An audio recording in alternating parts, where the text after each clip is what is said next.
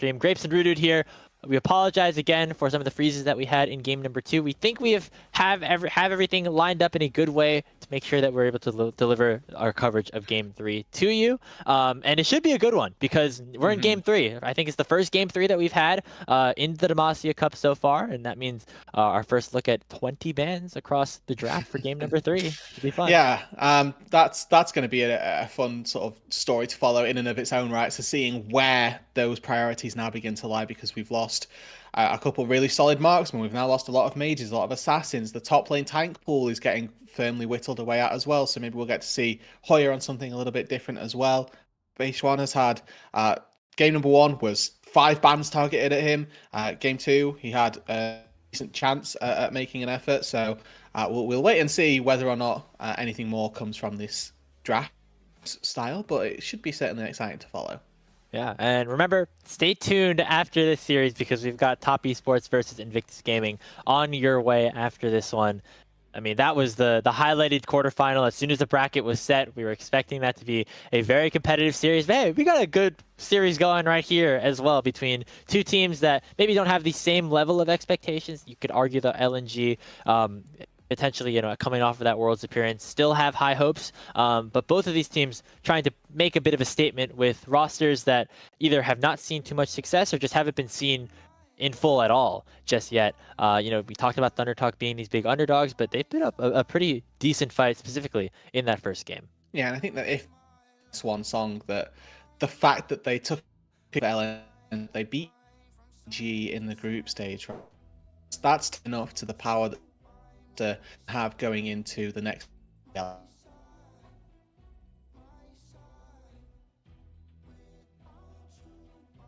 think we lost Root a little bit there on your connection side of things, but I think that if you want to repeat what you said, I think I don't know if the stream heard you the first time. The TLDR, is that if ET go out here, they've made a good run of things. They took a game off of JDG. They should be happy. Oh, definitely. Yeah. I mean, they weren't expected to even be in the quarterfinals at all, is what we've continued to say. But showing that sticking with this continued core of players, can pay dividends in the long run. And I'm excited to see, what this Thunder Talk team is going to be able to do throughout the LPL season as we head into 2025. Not just the Demacia Cup, of course, matters. There's a lot of other League of Legends that's going to be played as we flip ourselves kind of into the new year. For this team, still a lot of good things to look forward to, but also good things from LNG. We saw a lot more good things from LNG in that last game specifically. That bottom lane of Photic and Zhuo, who have been playing together now for a few years under a couple of different teams, really came into their own, specifically in the laning phase. And so, as we sort of highlighted, the fact that we've got 2 matching bot lane duos, so that they've played together before, the fact that LNG came out with such an advantage first game shows the sort of prowess the LNG name carries a certain amount of weight, right? That they've got expectations of the brand as well.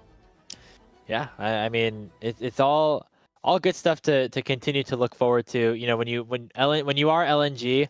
A storied organization that's been in the LPL for so many years, maybe not always under the same name, but always the same powerful organization that has had all this success. Getting promoted or getting called in, signed to a team of this caliber, of this legacy, always a very good opportunity for some of these newer players. Photic and Zhuo have been around a lot of really talented positions and players like Rookie, on NIP and things like that. But for a player like Hai Chao specifically, really getting his chance after being on LGD for these last couple of years, it's going to be a really fun story to watch here. And watching Hai Chao specifically, the glow up from game 1 to game 2 as well, something that is very worth mentioning, right?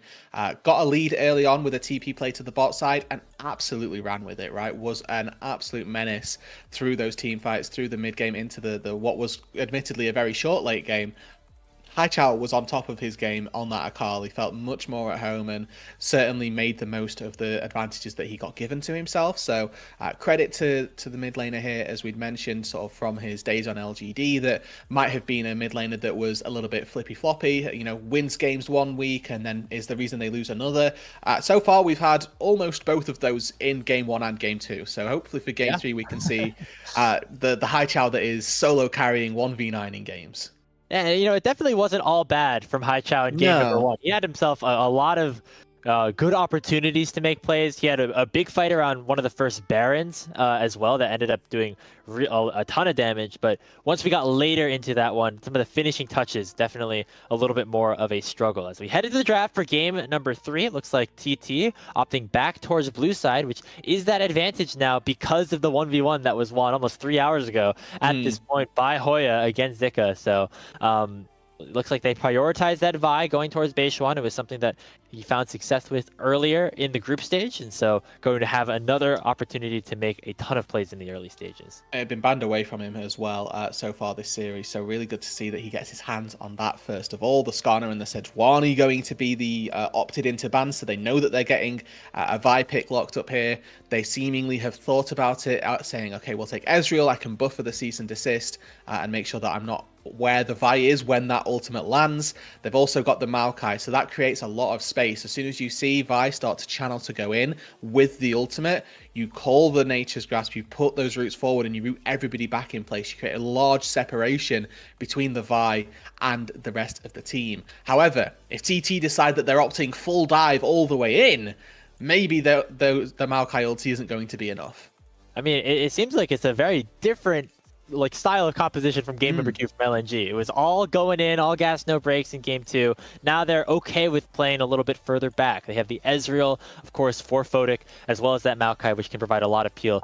Like you mentioned there, Rude, going to be an Ahri locked in for Satab here, one of his champions that he had a lot of experience with in the LCK and in the LCK Challengers League, alongside that Nautilus for Feather. Oh, okay. So we'll see how LNG adapt, because so far they've got decent disengage. Honestly, they could just triple down on this as best as possible. There's no surprises with the Thunder Talk composition, right? We know exactly what they're going for. They're going to be going all in. They're looking to try and dive on top of you with this Viari Nautilus combo. Whoever you are, you have to find some way to be safe. I think that the Leona lock in here, just to give them a little bit of power through that laning phase, means that there's an element of fighting back for LNG. There was an option for them to go for something a bit more disengage oriented, but that's not a bad thing in its own right. For TT though, what are the pairings of AD carries that you can go for? Well, you've got two sides of the coin. The Kai'Sa is the first one, where you just dive in with the ulti, you absolutely go hell for leather. You've now also got things like a Jhin, which you might want to look to ban, and again, up against tanks, it's not the best thing in the world, but it's really good at enabling the rest of the setup. So you lock down an Ezreal and all of a sudden you've got Curtain Call coming over the top. There's another chance there to take that Jhin into the bot lane and help out the rest of the team. And this is a very similar style of draft from Thunder Talk that we saw in game 1 specifically.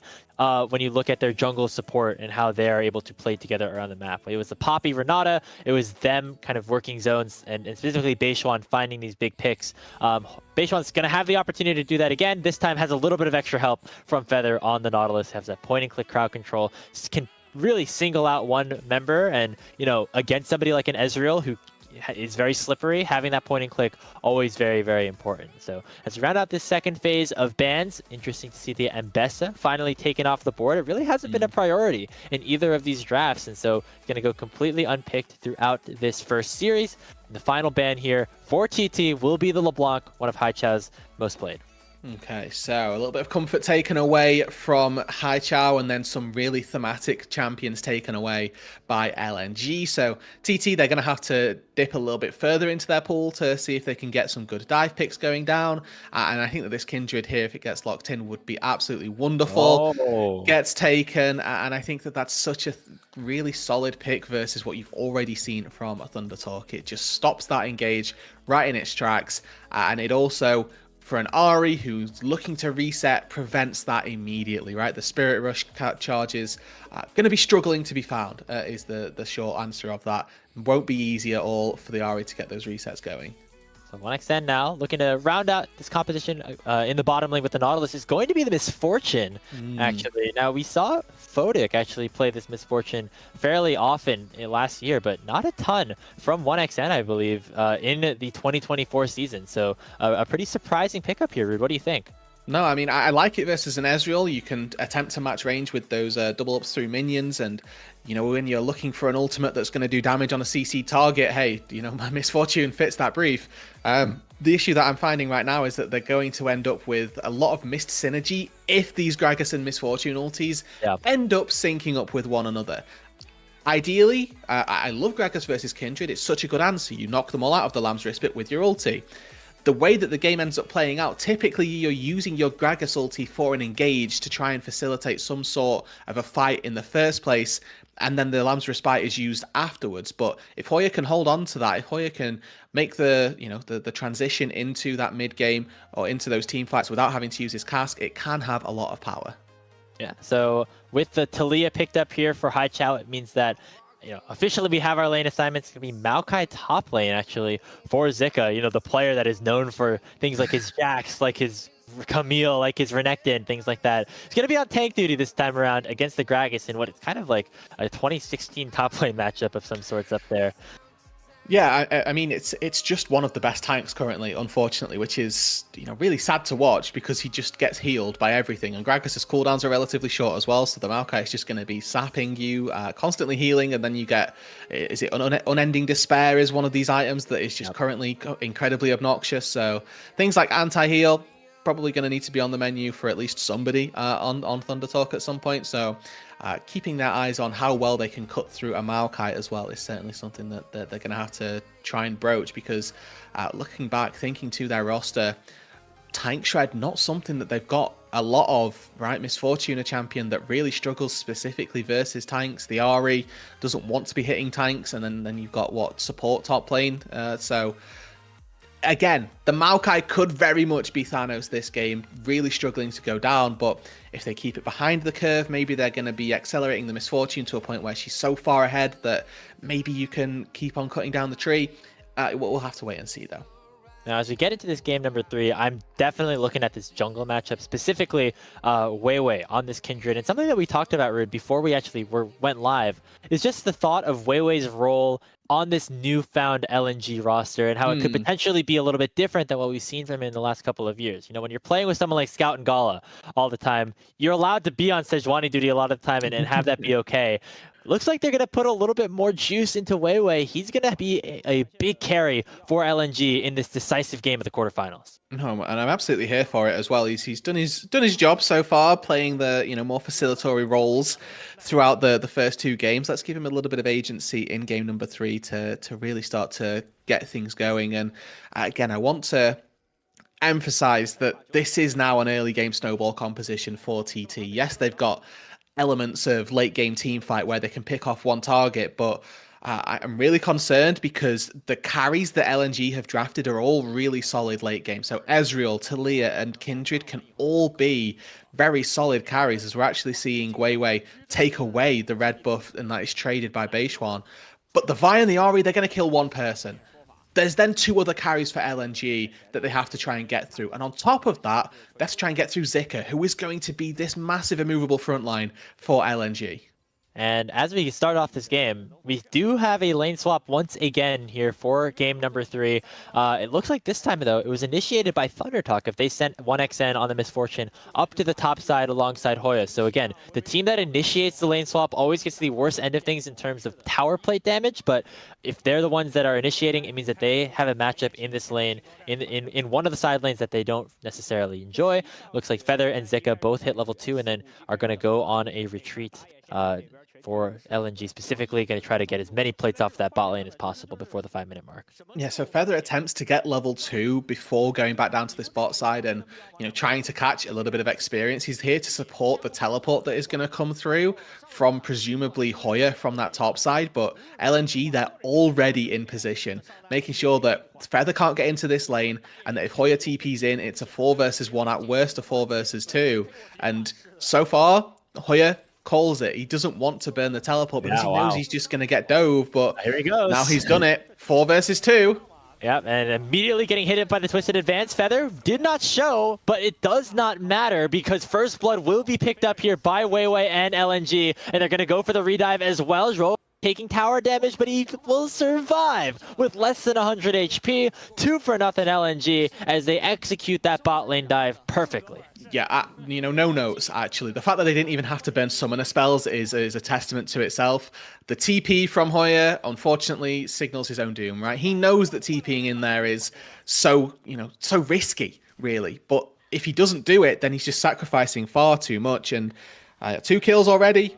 They're going to the best place as well, onto both of the marksmen. So already LNG incredibly far ahead with that 1k gold lead. They deny all of that experience under the turret as well. It's 1xN who goes to pick up some of it, but again, you have to feel for Hoya and Feather there. They knew exactly what was going to happen, and they still just walked themselves into it.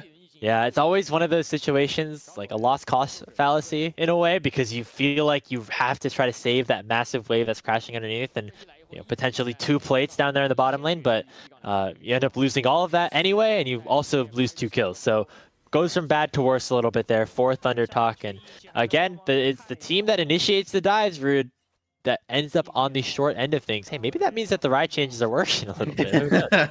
Yeah, lane swapping is bad, guys. Maybe you shouldn't do it, and then they get punished for it. So the results analysis that you can see here on this screen. Just only the finest, only the finest. And for the time being as well, that's a devastation for TT. We talked about the fact that they have the snowball-oriented composition, the comp that kind of needs to get farmed and needs to get ahead relatively quickly. 1xN has gone back to base, picked up a cull, which doesn't indicate snowball. And we've got already our top laners that have taken a death for Hoya's case as well. So TT really on the back foot so far. LNG with this really heavy scaling composition with the Kindred are more than happy to have this sort of 1.3k gold lead super early on. And I think that moving into the rest of this game, eyes need to be on Beishwan to see what he can do, because Feather needs to stay in lane to just get the bare bones of XP, has only just ticked over to level 3. And from here, it's all on Beishwan now, right? How much can you get done through this mid game to get any semblance of a way back into it? Yeah, and it becomes harder and harder as we go forward, and as Weiwei could potentially hit level 6 and provide a little bit extra safety on a potential 2v2. Head over to the mid lane, and Setab tries to find the charm on the high chow, but is unable to do so. Zhuo, with the Zenith Blade, is able to force the flash out of the Ahri in return. Weiwei on this Kindred now, 2 stacks after picking up that first blood, as well as the Scuttle Crab on the bottom side. He is off to a fantastic start to this game as a grub spawn. Yeah, and we'll be looking to take those as well. You can already see with Zhuo moving his way through the mid lane, forces the flash from the Ahri. Not the biggest deal. Setab will ding level 6 and be absolutely fine in just a couple of minions time. There we go. And from that, the Ahri now regains her safety. But can Thunder Talk find any sort of fight on this top side? I think they absolutely have to look. The only way out is going to be through. Yeah, gonna find Feather, or find Zhuo, I should say, with the Hex Flash forward. Zenith Blade does not connect, and Setab will make it a numbers advantage for now. Hoya with a nice body slam will find the first kill under Zhuo, but the Unraveled Earth doing so much. 1xN joining the fight. Still numbers advantage for Thunder Talk as they're fully investing into this scrub fight, and it will work out for them as they pick up 2, even up that kill count, and they're gonna try to look for more. Weiwei will fall into the trade of junglers as Beishwan will go down in response as we all find ourselves all tied up 3-3. Yeah, perfect. That's exactly what we needed from Thunder Talk. They have this early game composition. You can't just accept that because we lost a little bit early on that we can't play the game at all, otherwise the game just ends. Love that they make this move up to the top side, even with the small experience disadvantage. Their composition earlier on is just that little bit stronger. Hoya comes in, finds a double body slam, they find the first reset onto Zhou, and from here on in, it's just Ahri season. You're looking with that level 6 to constantly find those kills, pick up as much as possible. Hai Chao saves Flash, knows that he's going to go down there anyway, and yeah, like you say, it is just a wonderful charm to pick up Weiwei, who again makes the most of that situation, finding the trade kill. But overall, with Thunder Talk finding themselves now with a bit of an advantage, they're looking for another fight. Yeah, the trouble is both junglers died, which means Beishwan wasn't able to get the grubs. They finally pick up 1 as they once again send all 5. The bullet time barely not able to get Zhuo, but the Hoya with the explosive cask will be able to secure the kill onto the support of LNG. Zika also falling. Thunder Talk defending these fights and somehow winning them. Another one, 3 for 1 in their favor. Fodak and Haichao, though, still alive, trying to target down Feather, who is still only level 3. And now Hoya able to finally go back to base. Still, only one of those grubs taken there, Rude. Yeah, and again, Beishuan's the one that falls for TT, so he's not able to pick up the rest of those grubs. 1xN here, playing with a little bit of fire. Photic as well. Oh, okay. Wow. A lot of damage coming out of that. Misfortune. 3-0 and 2 all of a sudden. We got a game.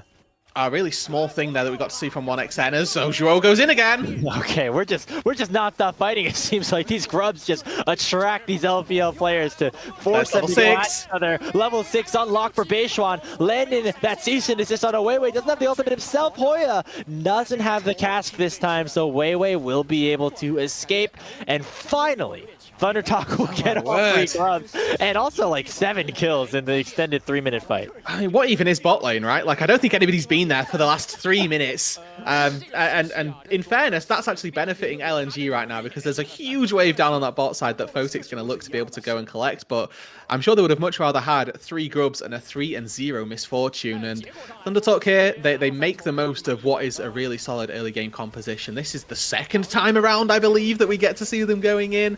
And, you know, level 6 already for the misfortune. Zhuo barely gets out to safety, and then all of a sudden Hoya, it's a 2 birds, 1 stone because he knocks Weiwei right back into the midst of danger as well and ends up finding the kill there. Looks like picture in picture. They're looking for a fight onto Zika as, you know, TT do come out on top. Yeah, it looks like this Maokai is pretty tanky. Will he be tanky enough, though? I don't think so. 1xN getting stronger and stronger as this game goes on. And this Rude is what... You know, this series as a whole is what's making me pretty excited about this ThunderTalk roster as we go into the season. Game number 1, their goal was to scale into late game. We didn't see a kill until 12 minutes. They were able to execute on that and win that game. This game, they saw that they were down heavy, and they knew that they had to continue to force fights, and that's exactly what they did. This team knows how to play to their win conditions, and that is what is allowing them to have a lead and potentially move themselves on to the Demacia Cup semifinals. And, you know, love this True Shot Barrage, actually, from Photic. Even though he didn't take any of the minions, it means that the time taken on that turret for the ranged creeps to die is effectively halved because it takes 1 turret shot instead of 2. Gives LNG a little bit more free time down on this bot side and gives TT a little bit less time on that top side. They are TT that is going to be able to take first brick. It's split 3 ways, but it's still effectively a kill going to 1xN, Feather, and Hoya all together. Whereas down on that bot side, it's Photic who's going to get a large chunk of gold all for himself. Yep, so kind of it's an interesting trade because you get more gold overall for TT, but you get maybe the resources into the players that you want more for LNG. Photic gets a full tower's worth of gold with all those plates on its own, and Weiwei gets that dragon. First one of the game, now up to 4 stacks on the Kindred. That's that first milestone. That's how you want to hit on this champion as well. And so far, so good for TT. You know, that being said, it's another one of those games where even though they've got now this lead, the game isn't over until they've you know, put the final din in that Nexus, because otherwise there is that opportunity for your Kindred, your Taliyah, to really start to scale up and find an advantage in those team fights. Bloodthirster finished though for 1xN. We'll get to see where the build path takes him next, whether it's the win more of the Essence Reaver or if it's just going to be an Infinity Edge to brutalize with the early stages of Misfortune. And TT looking like they want to continue their dominant streak through this game. 4 people in that mid lane, see if they can secure some of the plates in there as well.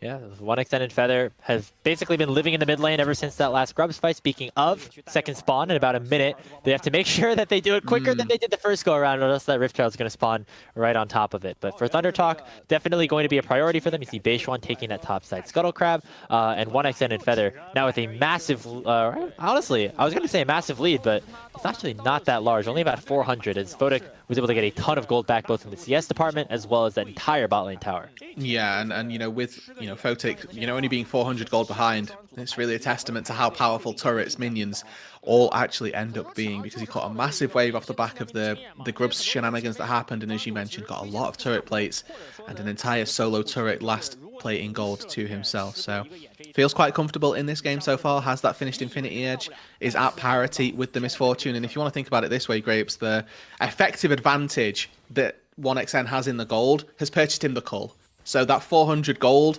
is sat in the on-hit effect from one cull. So it's really not the biggest of advantages so far. And so far for Photic, he's going to be more than comfortable. Sitting, stacking up that tier, has the Triforce finished already, is more than comfortable with where the game is if TT don't continue to push.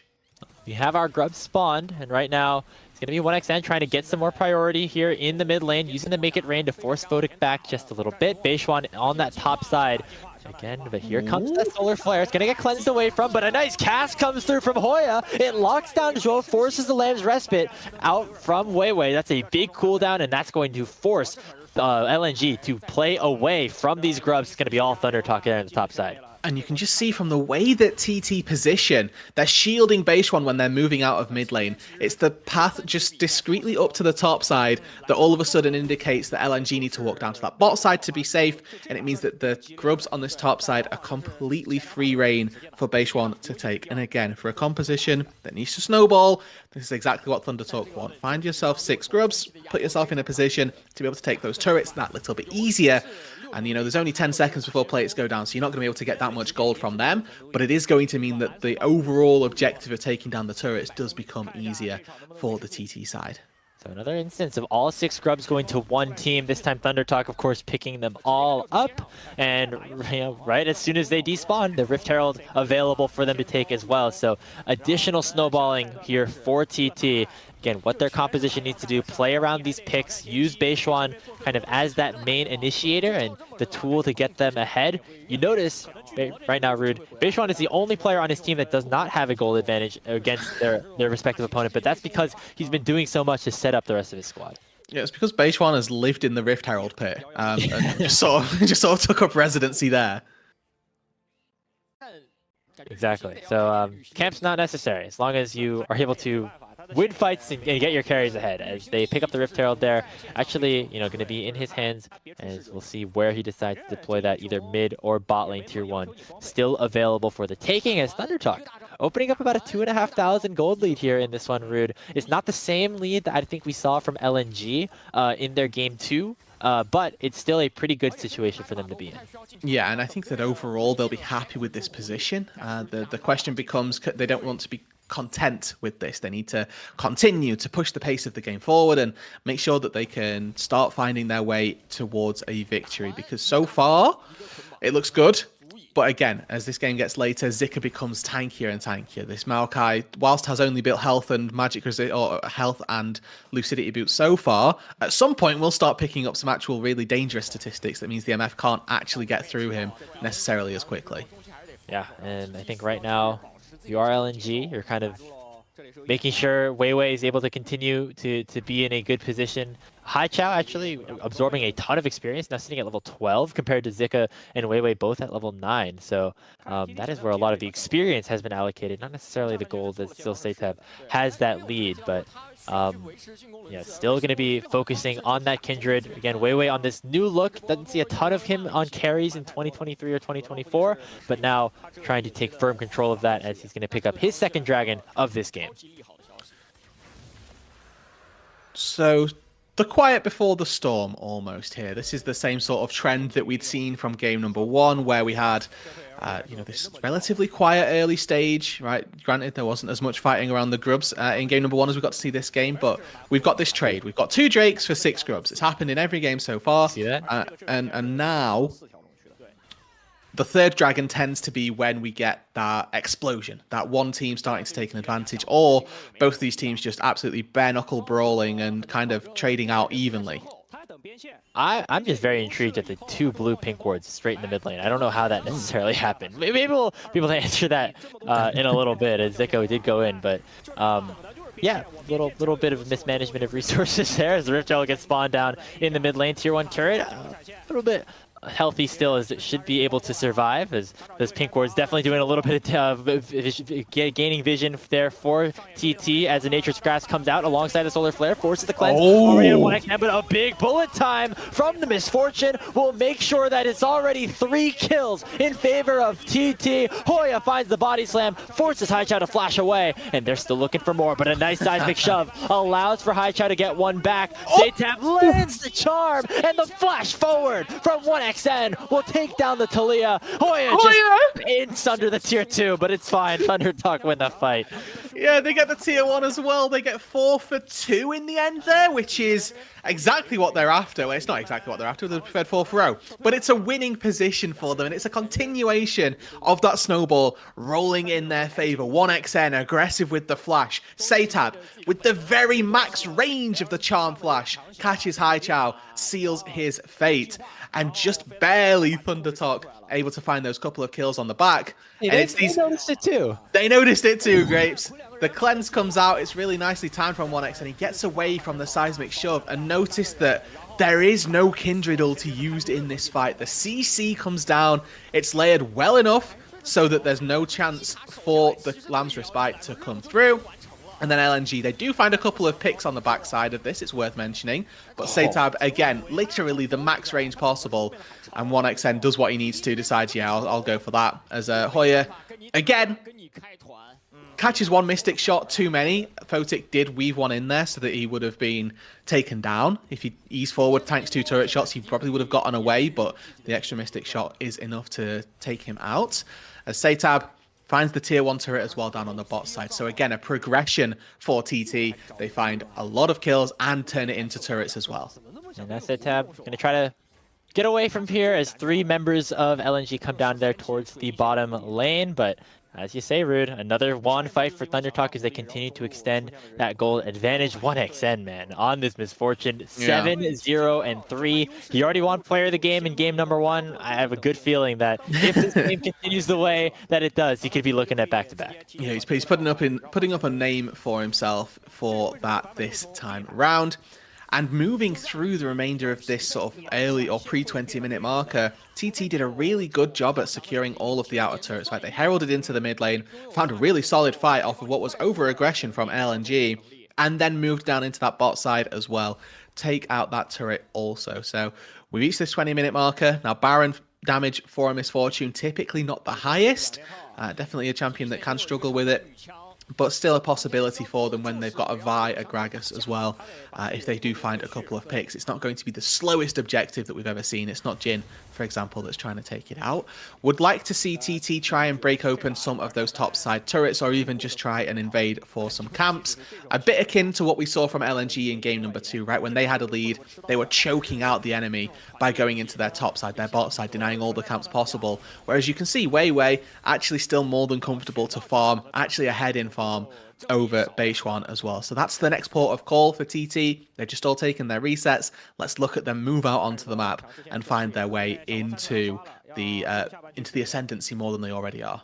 Yeah, and with Satab, taking that bottom lane tower a couple minutes ago means that, of course, that really does open up the map for Thundertalk to, for the taking. The question is, how can LNG be able to maintain Wei's farm in a way that allows for him to continue to remain relevant? Of course, the stacks end up being more important than the items a lot of the time, but you definitely still need both, and especially when Wei is one of your big carries. So they're setting up a trade right now. So TT looking for this dragon, but you can see with the amount of pressure LNG have put on that top side, whether they're looking for the Baron or just the top tier 1 turret, they were looking to try and find something where they can lose out on a trade, but lose gracefully. They know that going to the dragon right now, they're going to end up losing out on this fight. So they want to try and find something on the rest of the map, which gives them gold, which gives them an advantage, but that doesn't cost them everything as well. So Hoya on this top side needs to be very careful. There's a lot of marksmen chilling around here, but TT, they put just enough pressure up to that top side, just early enough to ward away LNG, and they actually get the best of both worlds for Thundertalk, where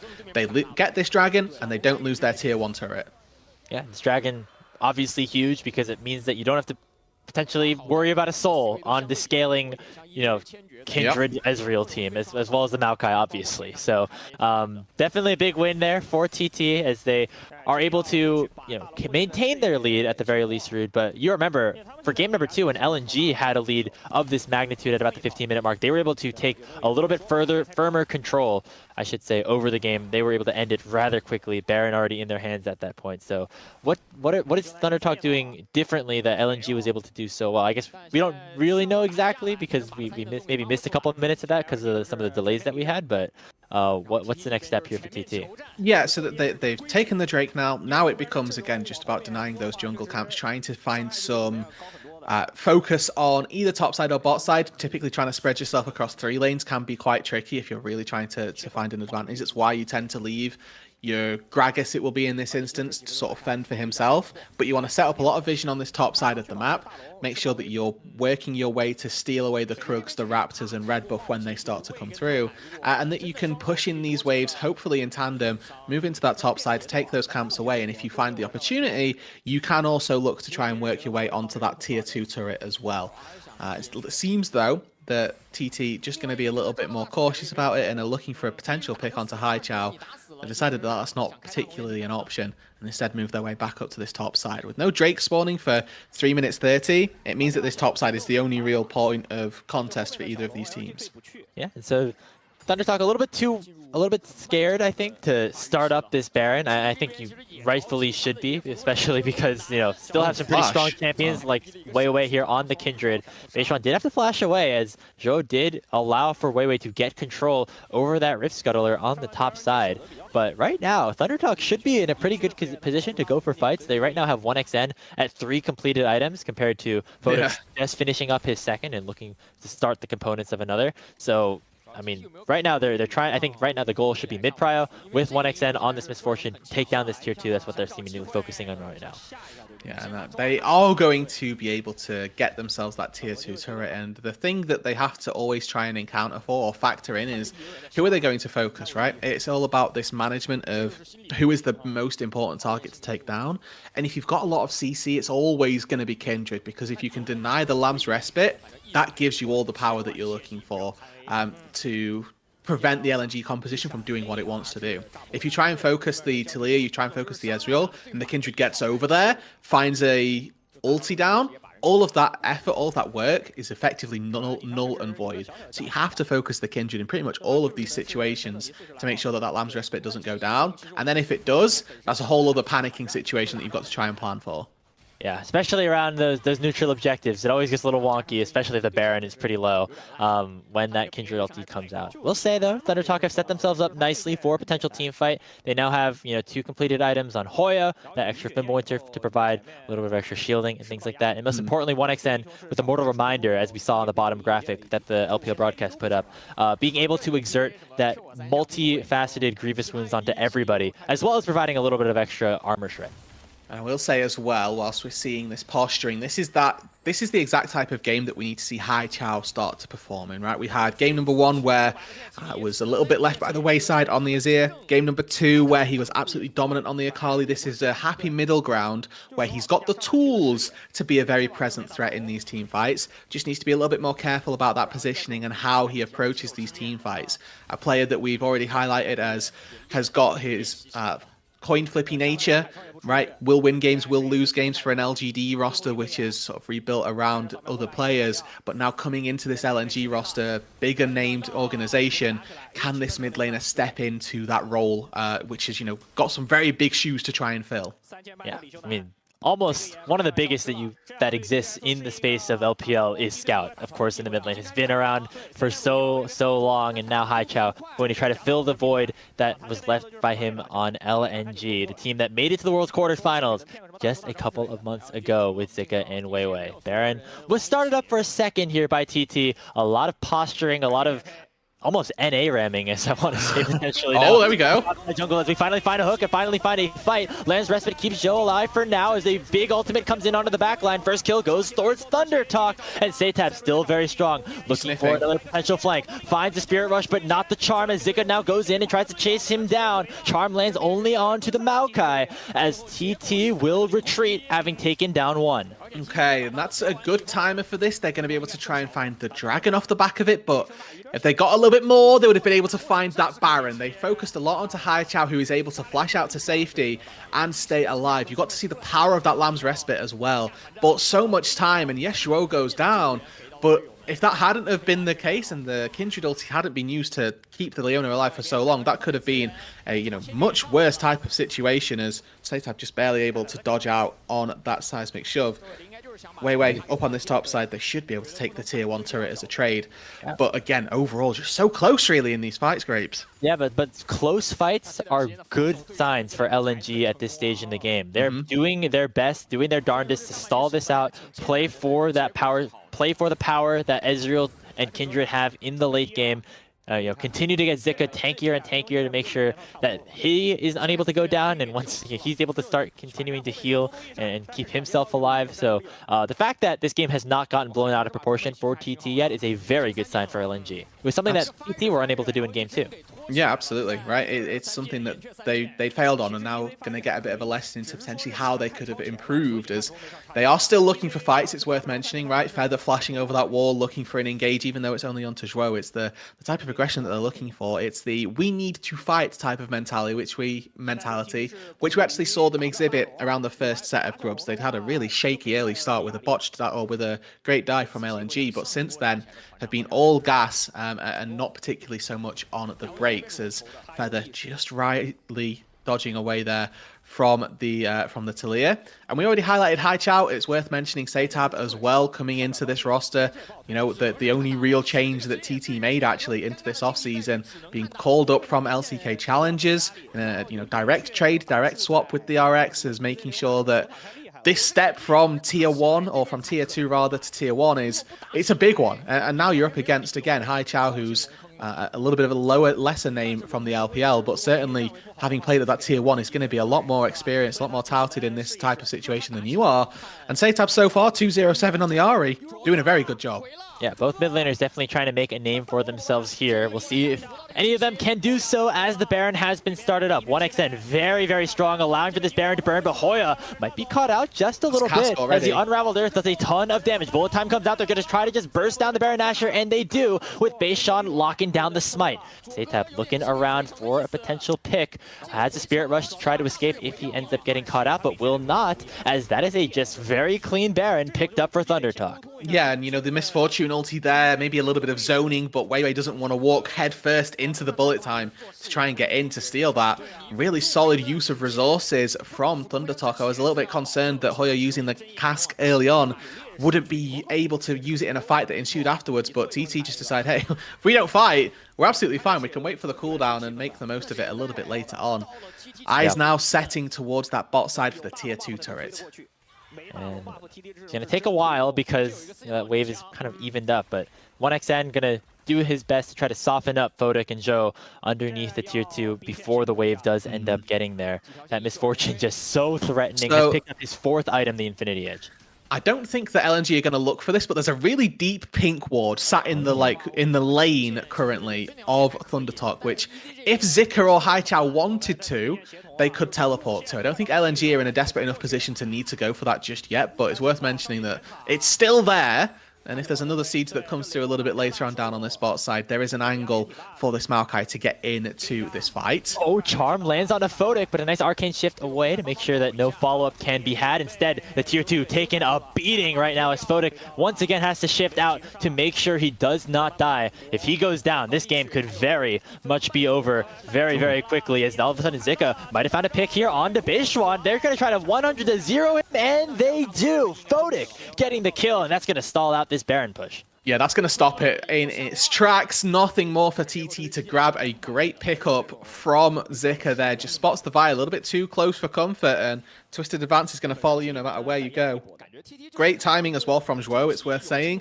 His Solar Flare was preempting the Seismic Shove from Haichao. Nailed it on the prediction as well. So just that little micro interaction between all of your champions on your roster really working out this time for LNG. As they put a stop to that Baron push, it's not going to mean too much more. And likelihood is that we'll see a fight around this dragon, which could very easily swing the metronome one way or the other for either of these teams. Yeah, let's take another look at this. Zika just finds just the perfect angle here. Not a champion we're super used to him seeing him on. No, and it's we can argue the user capability of Maokai is maybe a little bit lower than Jack's, right? We pressed W and the champion died, but still being right place, right time, and the spatial awareness of how to play tanks is certainly something that you have to learn as well. Just being in the correct position and knowing more so what is a legal movement and what is not so certainly becomes very important as Hoya defends his pink ward with his cask, and so you know what, does the job. plus 75 for that. Yeah. But Problem one is, cast, it's not gonna happen for this while. dragon if they try to start it up.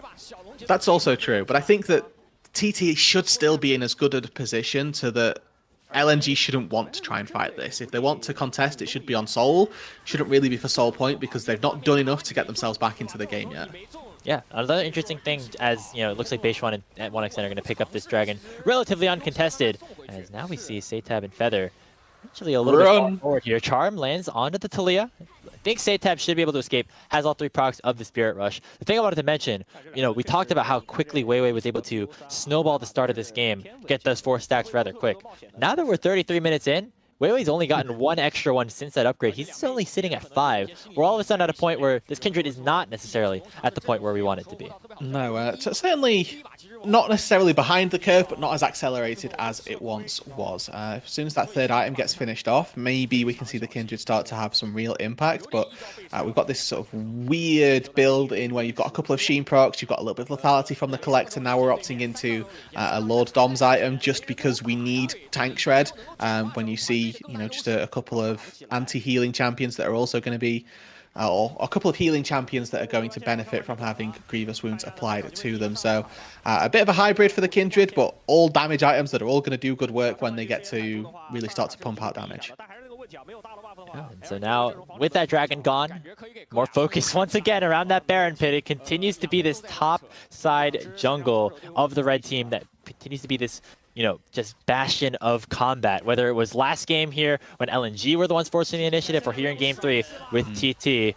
A lot of playing around this vision right now, but it looks like Haichao could have gotten targeted here, but a really nice stopwatch to buy himself some time. The bullet time comes through. They find the ultimate here onto the Kindred. Weiwei has to burn the ultimate soon and will be able to keep himself alive for just a little bit, but Zika now trapped underneath it as well. Weiwei able to flash away. On the other side of the fight, though, it is all Satab, and it is all Thunder Talk. A double kill in for 1xN, as now it is just Haichao underneath the tier 2 turret. Gonna try to teleport away, but he will get bursted down. Potentially before that, the E from Beishwan will finish the job. Only Weiwei survives as TT are pushing right down mid. And that may finish the series. Grapes TT have got 5 members still alive and kicking. 30 seconds on Photic, 45 seconds on Haichao. Weiwei has no Lamb's Respite. Zika up in 20. TT going for the end. 2v5. Who's going to find the pick first? Ro just trying to clear the wave potentially. A nice cast comes through from Hoya, and that's what I'm Thunder talking about, baby. Upset secured over LNG as they advance to the Demacia Cup semifinals.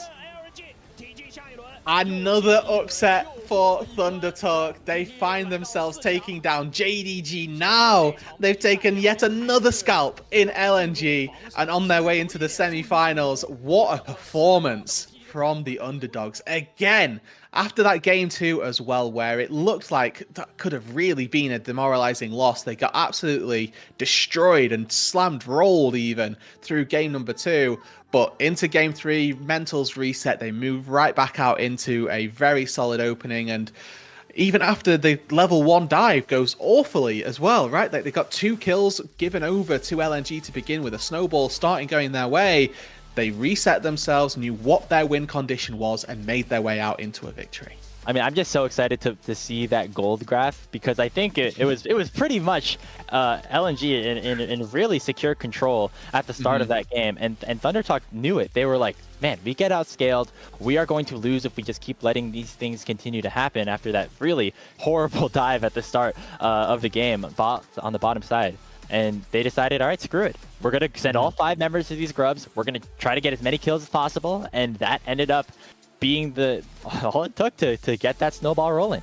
Yeah, I mean, they came away, I think, with 6 kills off the back of what was 2 consecutive fights around the groups because both junglers died the first time round. So they went again, and then they kept on looking for those fights. And once again, 1xN on this misfortune, I mean, I think is once again for just 1xN as a whole, stepping into a very, very carry-oriented position and doing so seamlessly was absolutely churning out the damage, really solid bullet times across both of the team fights that were truly important, and then getting agency from the MF later into the game, something that you can so frequently see be a struggle. I think he ended that game 4.5 items, had the full Infinity Edge as well at some point, picked up another BF sword, was absolutely monstrously fed, and made the most of it. Yeah, I mean, on that misfortune just really taking over. I think a narrative that got lost a little bit throughout this series is just the fact that 1xN and Feather, as a bottom lane, have been reunited, going back to last split, after being able to, play together in with the JDG system back in, I think, 2021, 2022. Now finding their synergy again, 1xN just had himself a tremendous series against Vodic and Zhou, who have been together again for 3 years at this point, I think, coming into 2025. And Feather on that Nautilus, a very crucial ultimate onto Haichao that started off that engage that ultimately won them the series. And there again, right, it's the question of, would Haichao being caught there have happened if somebody else had been playing in that role, right? But even still, I think that both of these mid laners have certainly stepped up for what we were expecting from them. I've seen really solid things from Satab in that final fight. Game number 2 from Haichao, and throughout the majority of this game, Haichao was performing absolutely incredibly well. But there's that gold graph that you were after, Grapes. Does that line up with what we were expecting? Yeah, those the slingshot rides at the amusement park where you're like, you get locked in a little bit. You have to go down a little bit to start things off, and then eventually, once you let go, I mean, it just went off to the moon right there. That's kind of what that gold graph ended up looking like. As we could take a look at some of the damage done here as well. Satab very efficient with his damage per gold ratio. I know that's not necessarily a stat that we talk about too much in the English-speaking world, but I'm a big fan of it. It means that he was very efficient with the gold that he was given. Yeah, exactly. Is that the 140%, right? Like every gold he does so much damage. Yeah, very good.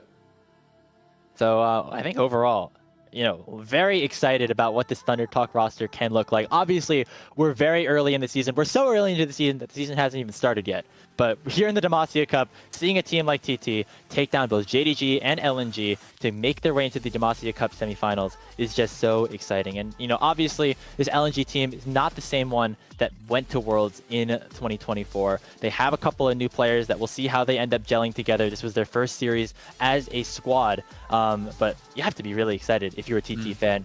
Keeping the same core together, seeing significant improvements from basically everyone. I think everyone had a really nice series as we take a look at some of the replays of this Game 3.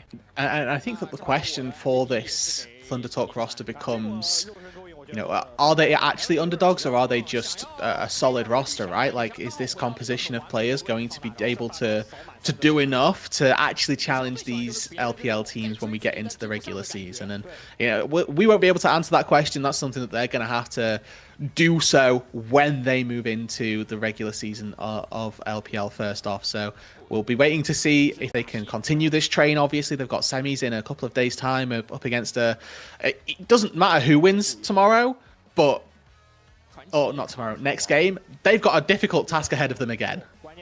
Yeah, I think the big thing here for Thunder Talk is that both of their wins against, supposed big favorites have been teams that are, playing together for the first time. That JDG roster playing together as 5 for the first time. Same with this LNG group of 5. This is a team that has stuck together. The question is, of course, as they await the winner of the IGTS series, which will be coming up right after this, is how well and how consistent can they maintain their level of play against some teams that maybe have more experience together.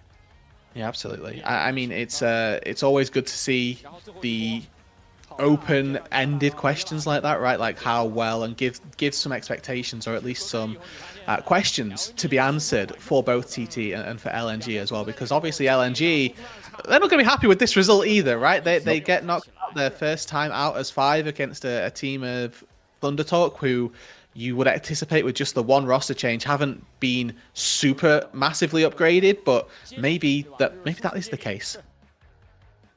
Yeah, it's definitely possible, and still a lot of questions that are going to have to be answered as we approach the start of the 2025 regular season. Again, it's going to be really tough to make conclusions off of anything in Demacia Cup, but especially for one best-of-3 series against a team that has been playing together with most of their roster for like over a year at this point. Like, definitely a lot still to look forward to if you are an LNG fan. Do not let this one series like fully take you off the rails for the rest of the year. Still a lot of League of Legends left to be played, but for right now, it's all about highlighting Thunder Talk and what they've been able to do to make it to the Demacia Cup semifinals. As we see our player of the game, it's 1xN for the second time.